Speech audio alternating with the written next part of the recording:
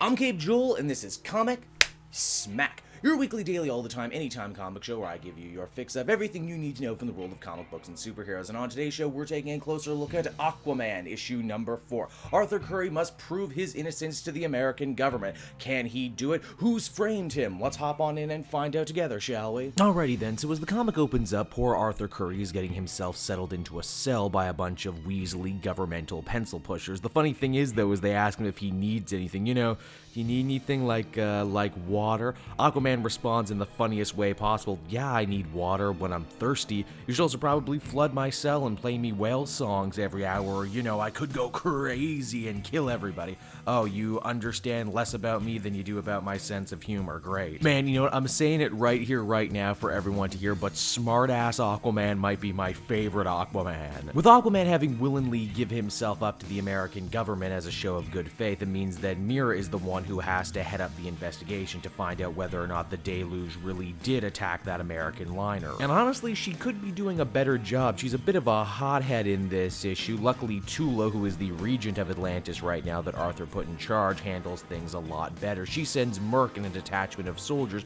to go check the actual crash site and see if they can find any evidence to who exactly launched the attack. Now, at the scene of the attack, Merc ends up finding an Atlantean officer's sword, something that would be held in high regard and not so easily left behind. Yep, it's pretty clear now that this was one giant frame-up, and to make matters worse, it's at this point the American government chooses to show up and they start a fight. Who could possibly be behind such a huge frame-up operation? Well, I think we know, and it's Nemo, that evil organization that grabbed Black Manta a few issues back, and as we can see there, Agent Blackjack is still desperately trying to turn Manta to their side, only he's not having any of it. As Blackjack tells us, Nemo is an organization that seeks to control the world by controlling the ocean. After all, it covers more landmass than anything else, and whosoever controls the ocean will control fishing, trade routes, etc., etc. The only hurdle for all this is, of course, Atlantis and Aquaman. Now, back with Mira, her and the Secretary of State get into it really bad.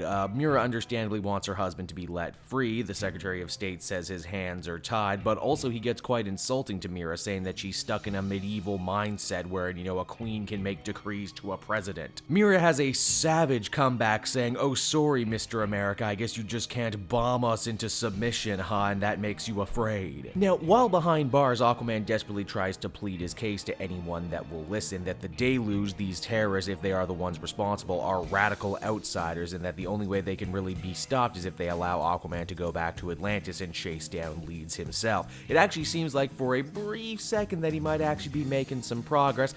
Then Mira decides to jump the gun and break him out anyway, fearing that she's not getting, you know, anywhere on her end. And I mean, hey, no man with gills could ever get a fair trial. Not in this city, not in this time. Aquaman basically has to break down and admit, honey, you know, I love you, you're my everything, but we are going to have words about starting an international incident. They're almost home free too when they get stopped by the army. Oops. Aquaman number 4 is a comic that gives us a lot to chew on. I love that the writer has chosen to weave in some real-world socio-political issues within the context of this superhero story. It's also pretty cool to see that, you know, this is an Aquaman story where Aquaman himself doesn't do much and stays, you know, behind bars for the majority of the comic. It speaks to how strong his supporting cast has really become. Even Black Manta gets to shine in this issue. I love this idea that he is completely sick and tired of the whole supervillain lifestyle and wants something new. Don't be shocked if Aquaman and Black Manta end up teaming up by the end of this story. Overall, I would give this one an 8.5 out of 10. It's a cool story that offers up a lot for the reader to chew on. Hey everyone, thanks so much for watching my newest video. I hope you enjoyed it, and while you're here, why not check out another video I have on offer, or maybe if you're feeling in a supportive mood, you want to like or subscribe. And if you want to support the creation of more videos just like this one, then please by all means check out the Cape Joel Patreon. A little bit goes a very long way, and I will see you all next time.